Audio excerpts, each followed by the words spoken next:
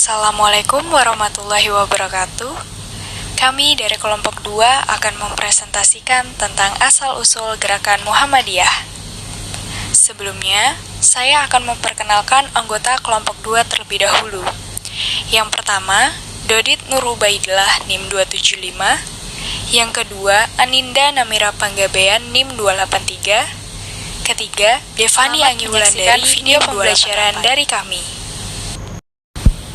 Asal-usul gerakan Muhammadiyah. Muhammadiyah adalah sebuah organisasi Islam yang besar di Indonesia. Nama organisasi ini diambil dari nama Nabi Muhammad SAW, sehingga Muhammadiyah juga dapat dikenal sebagai orang-orang yang menjadi pengikut Nabi Muhammad SAW. Muhammadiyah secara etimologis berarti pengikut Nabi Muhammad, sedangkan secara terminologi berarti gerakan Islam, dakwah amar ma'ruf nahi mungkar dan tajdid. Bersumber pada Al-Quran dan As-Sunnah. Berdirinya organisasi Muhammadiyah. Organisasi Muhammadiyah didirikan pada tanggal 18 November 1912 atau tanggal 8 Zulhijjah 1330 oleh Kiai Haji Ahmad Dahlan di Desa Kauman, Yogyakarta. Persyarikatan Muhammadiyah didirikan guna mendukung upaya Kiai Haji Ahmad Dahlan untuk memurnikan ajaran Islam. Ketidakmurnian ajaran Islam yang dipahami oleh sebagian umat Islam Indonesia sebagai bentuk adaptasi tidak tuntas antara tradisi Islam dan tradisi lokal Nusantara dalam awal bermuatan faham animisme dan dinamisme. Berkaitan dengan latar belakang berdirinya Muhammadiyah secara garis besar, faktor penyebab pertama adalah faktor subjektif, yaitu hasil pendalaman Kiai Haji Ahmad Dahlan terhadap Al-Quran dalam menelaah, membahas, dan mengkaji kandungan isinya. Kedua adalah faktor objektif, di mana dapat dilihat secara internal dan eksternal. Secara internal, ketidakmurnian amalan Islam akibat tidak dijadikannya Al-Quran dan As-Sunnah sebagai satu-satunya rujukan oleh sebagian besar umat Islam di Indonesia. Mari kita bahas lebih lanjut mengenai faktor-faktor yang melatar belakangi berdirinya organisasi Muhammadiyah. Yang pertama adalah faktor internal. Faktor internal adalah faktor yang berasal dari dalam diri umat Islam sendiri yang tercermin dalam dua hal, yaitu sikap beragama dan sistem pendidikan Islam. Sikap beragama umat Islam saat itu pada umumnya belum dapat dikatakan sebagai sikap beragama yang rasional. Syirik, taklid, dan bid'ah masih menyelubungi kehidupan umat Islam, terutama dalam lingkungan keraton, di mana kebudayaan Hindu telah jauh tertanam. Sikap beragama yang demikian bukanlah terbentuk secara tiba-tiba pada awal abad ke-20, tetapi merupakan warisan yang berakar jauh sebelum masa terjadinya proses Islamisasi beberapa abad sebelumnya. Seperti yang diketahui, proses Islamisasi di Indonesia sangat dipengaruhi oleh dua hal, yaitu tasawuf atau tarekat dan mazhab fikih. Dan dalam proses tersebut, para pedagang dan kaum sufi memegang peranan yang sangat penting. Melalui merekalah Islam dapat menjangkau daerah-daerah hampir di seluruh Nusantara. Faktor yang kedua adalah faktor eksternal. Faktor lain yang melatar belakangi lahirnya pemikiran Muhammadiyah adalah faktor yang bersifat eksternal, yang disebabkan oleh politik penjajahan kolonial Belanda. Faktor tersebut antara lain tampak dalam sistem pendidikan kolonial serta usaha ke arah westernisasi dan kristenisasi. Pendidikan kolonial dikelola oleh pemerintah kolonial untuk anak-anak bumi putra, ataupun yang diserahkan kepada misi and Zending Kristen dengan bantuan finansial dari pemerintah Belanda. Pendidikan demikian pada awal abad ke-20 telah menyebar di beberapa kota, sejak dari pendidikan dasar sampai atas yang terdiri dari lembaga pendidikan guru dan sekolah kejuruan. Adanya lembaga pendidikan kolonial, terdapatlah dua macam pendidikan di awal abad 20, yaitu pendidikan Islam tradisional dan pendidikan kolonial. Kedua jenis pendidikan ini dibedakan bukan hanya dari segi tujuan yang ingin dicapai, tetapi juga dari kurikulumnya. Pendidikan kolonial melarang masuknya pelajaran agama dalam sekolah-sekolah kolonial, dan dalam artian ini orang menilai pendidikan kolonial sebagai pendidikan yang bersifat sekuler, di samping sebagai penyebar kebudayaan Barat. Dengan corak pendidikan yang demikian, pemerintah kolonial tidak hanya menginginkan lahirnya golongan pribumi yang terdidik, tetapi juga berkebudayaan Barat. Hal ini merupakan salah satu sisi politik etis yang disebut politik asisiasi, yang pada hakikatnya tidak lain dari usaha westernisasi yang bertujuan menarik penduduk asli Indonesia ke dalam orbit kebudayaan Barat. Dari lembaga pendidikan ini, lahirlah golongan intelektual yang biasa memuja Barat dan menyudutkan tradisi nenek moyang serta kurang menghargai Islam, agama yang dianutnya. Hal ini agaknya wajar, karena mereka lebih dikenalkan dengan ilmu-ilmu kebudayaan Barat yang sekuler tanpa mengimbanginya dengan pendidikan agama konsumsi moral dan jiwanya. Setiap umat yang demikian yang dimaksud sebagai ancaman dan tantangan bagi Islam di awal abad ke-20. Adalah profil pendiri Muhammadiyah. Ahmad Dahlan atau yang bernama kecil Muhammad Darwisi adalah pelopor dan bapak pembaharuan Islam. Kiai Haji Ahmad Dahlan kelahiran Yogyakarta 1 Agustus 1868. Pahlawan nasional Indonesia ini wafat pada usia 54 tahun di Yogyakarta 23 Februari 1923. Pada saat Ahmad Dahlan melontarkan gagasan pendirian Muhammadiyah, ia mendapat tantangan bahkan fitnahan, tuduhan, dan hasutan baik dari keluarga dekat maupun dari masyarakat sekitarnya. Namun, rintangan-rintangan tersebut dihadapinya dengan sabar. Keteguhan hatinya untuk melanjutkan cita-cita dan perjuangan pembaruan Islam di tanah air bisa mengatasi semua rintangan tersebut. Atas jasa-jasa Kiai Haji Ahmad Dahlan dalam membangkitkan kesadaran bangsa ini melalui pembaruan Islam dan pendidikan, maka pemerintah Indonesia menetapkannya sebagai pahlawan nasional dengan surat keputusan Presiden nomor 657 tahun 1961.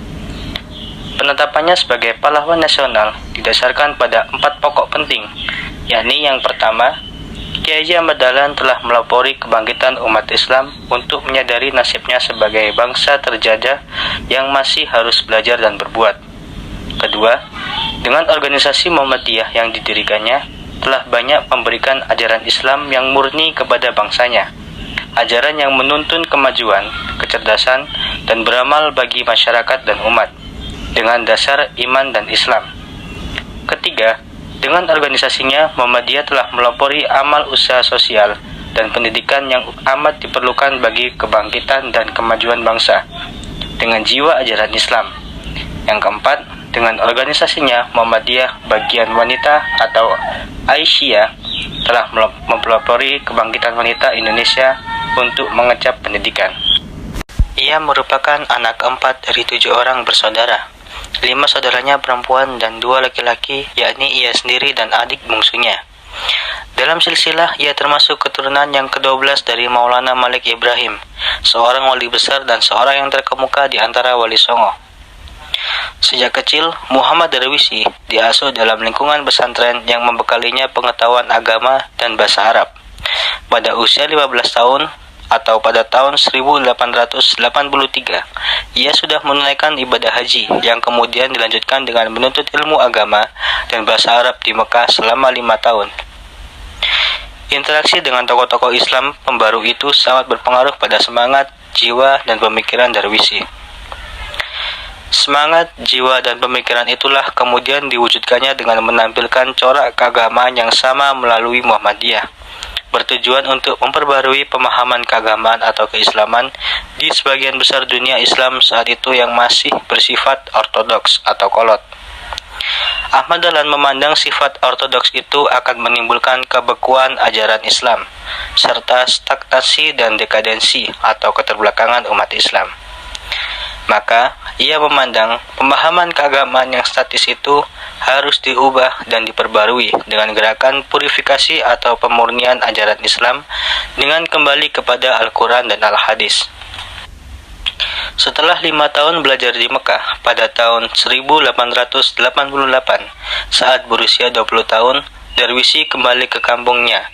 Ia pun berganti nama menjadi Ahmad Dahlan. Lalu, ia pun diangkat menjadi Khatib Amin di lingkungan Kesultanan Yogyakarta pada tahun 1902. Pada tanggal 18 November 1912, Ahmad Dahlan pun mendirikan organisasi Muhammadiyah untuk melaksanakan cita-cita pembaruan Islam. Ia punya visi untuk melakukan suatu pembaruan dalam cara berpikir dan beramal menurut tuntunan agama Islam. Ia ingin mengajak umat Islam Indonesia untuk kembali hidup menurut tuntunan Al-Quran dan Al-Hadis. Pada tanggal 20 Desember 1912, ia mengajukan permohonan kepada pemerintah Hindia Belanda untuk mendapatkan badan hukum. Permohonan itu baru dikabulkan pada tahun 1914 dengan surat ketetapan pemerintah nomor 81 tanggal 22 Agustus 1914. Tampaknya pemerintah Hindia Belanda ada kekhawatiran akan perkembangan organisasi ini, sehingga izin itu hanya berlaku untuk daerah Yogyakarta dan organisasi ini hanya boleh bergerak di daerah Yogyakarta. Namun, walaupun Muhammadiyah dibatasi, tetapi di daerah lain seperti Serandakan, Wonosari, dan Imogiri, dan lain-lain tempat telah berdiri cabang Muhammadiyah. Hal ini jelas bertentangan dengan keinginan pemerintah Hindia Belanda untuk mengatasinya, maka Kiai Haji Ahmad Dahlan menyiasatinya dengan menganjurkan agar cabang Muhammadiyah di luar Yogyakarta memakai nama lain. Misalnya Nurul Islam di Pekalongan, Ujung Pandang dengan nama Al-Munir, di Garut dengan nama Al-Ahmadiyah. Muhammadiyah disebarluaskan oleh Ahmad Dahlan dengan mengadakan tablik ke berbagai kota. Di samping juga melalui relasi-relasi dagang yang dimilikinya. Gagasan ini ternyata mendapatkan sambutan yang besar dari masyarakat di berbagai kota di Indonesia. Ulama-ulama dari berbagai daerah lain berdatangan kepadanya untuk menyatakan dukungan terhadap Muhammadiyah. Muhammadiyah makin lama makin berkembang, hampir di seluruh Indonesia. Oleh karena itu, pada tanggal 7 Mei 1921, Dahlan mengajukan permohonan kepada pemerintah Hindia Belanda untuk mendirikan cabang-cabang Muhammadiyah di seluruh Indonesia. Permohonan ini dikabulkan oleh pemerintah Belanda pada tanggal 2 September 1921. Dalam bulan Oktober 1922, Ahmad Dahlan memimpin delegasi Muhammadiyah dalam Kongres Al-Islam di Cirebon. Kongres ini diselenggarakan oleh Serikat Islam atau SI guna mencari aksi baru untuk konsolidasi persatuan umat Islam. Dalam kongres tersebut, Muhammadiyah dan Al-Irsyad atau Perkumpulan Golongan Arab yang berhaluan maju di bawah pimpinan Syekh Ahmad Syukarti terlibat perdebatan yang tajam dengan kaum Islam Ortodoks dari Surabaya dan Kudus. Muhammadiyah dipersalahkan menyerang aliran yang telah mapan atau tradisionalis dan konservatis dan dianggap menjadi pembangunan mazhab baru di luar mazhab 4 yang telah ada dan mapan. Muhammadiyah juga dituduh hendak mengadakan tafsir Quran baru yang menurut kaum ortodoks tradisional merupakan perbuatan terlarang. Menanggapi serangan tersebut, Ahmad Dahlan menjawabnya dengan perkataan, Muhammadiyah berusaha bercita-cita mengangkat agama Islam dari keadaan terbelakang. Banyak penganut Islam yang menjunjung tinggi tafsir para ulama daripada Al-Quran dan Hadis. Umat Islam harus kembali kepada Quran dan Hadis, harus mempelajari langsung dari sumbernya dan tidak hanya melalui kitab-kitab tafsir. Sebagai seorang yang demokratis, dalam melaksanakan aktivitas gerakan dakwah Muhammadiyah, Dahlan juga memfasilitasi para anggota Muhammadiyah untuk proses evaluasi kerja dan pemilihan pemimpin dalam Muhammadiyah. Selama hidupnya dalam aktivitas gerakan dakwah Muhammadiyah, telah diselenggarakan 12 kali pertemuan anggota, atau sekali dalam setahun, yang saat itu dipakai istilah Al-Gimini, Fair Gathering atau persidangan umum. Di samping aktif dalam mengulurkan gagasannya tentang gerakan dakwah Muhammadiyah, ia juga tidak lupa akan tugasnya sebagai pribadi yang mempunyai tanggung jawab pada keluarganya. Sebagai salah seorang keturunan bangsawan yang menduduki jabatan sebagai khatib besar di Masjid Yogyakarta, ia mempunyai penghasilan cukup tinggi. Ia juga berkecimpung sebagai seorang wirausaha yang cukup berhasil dengan berdagang. Muhammadiyah. Logo Muhammadiyah dibuat oleh Kiai Haji Syirat Dahlan, putra pertama Mbah Dahlan, pewaris keulamaan Kiai. Kiai Haji Syirat Dahlan dikenal juga sebagai pelukis dan seniman kaligrafi. Logo Muhammadiyah terdiri dari lambang matahari 12 sinar berwarna putih. Di tengahnya bertuliskan Muhammadiyah dengan 2 kalimat syahadat melingkarinya serta warna hijau sebagai dasarnya. Elemen-elemen yang terdapat pada logo Muhammadiyah memiliki arti sebagai berikut. Yang pertama adalah arti dari lambang matahari. Kiai Haji Ahmadi Dahlan menginginkan Muhammadiyah menjadi tempat yang bisa menyinari hati, menyinari dengan ajaran Islam berdasarkan Al-Quran dan Sunnah yang benar, agar terciptanya masyarakat utama yang berarti beriman, berbudi pekerti luhur, jujur, adil, menghormati sesama manusia, dan mencintai semua makhluk serta beramal soleh. Yang kedua adalah tulisan Muhammadiyah. Bermakna bahwa organisasi Muhammadiyah merupakan organisasi dari orang-orang yang ingin mengikuti sunnah Nabi Muhammad SAW. Yang ketiga adalah tulisan Muhammadiyah, dilingkari 2 kalimat syahadat bermakna bahwa orang-orang Muhammadiyah ingin menegakkan tauhid dan pengikut Rasulullah SAW. Yang keempat adalah sinar mataharinya berwarna putih, di mana warna putih merupakan warna yang disukai oleh Rasulullah SAW.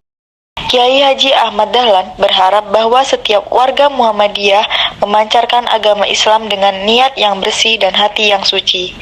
Ibaratnya sinar putih bersih, maka yang disinari pun akan menjadi terang hatinya dan tercerahkan pikirannya. Yang terakhir adalah warna dasar hijau. Menurut Kiai Haji Ahmad Dahlan, warna hijau adalah warna yang selalu ditawarkan Allah kepada orang mukmin. Warna hijau juga sebagai lambang kesejahteraan dan kedamaian. Berikut beberapa referensi yang telah kami gunakan dalam materi ini. Sekian presentasi dari kami. Mohon maaf apabila terdapat kesalahan, baik yang disengaja maupun tidak. Dan bagi teman-teman yang memiliki pertanyaan mengenai asal-usul gerakan Muhammadiyah, bisa menuliskannya di kolom komentar di bawah ini. Terima kasih. Wassalamualaikum warahmatullahi wabarakatuh.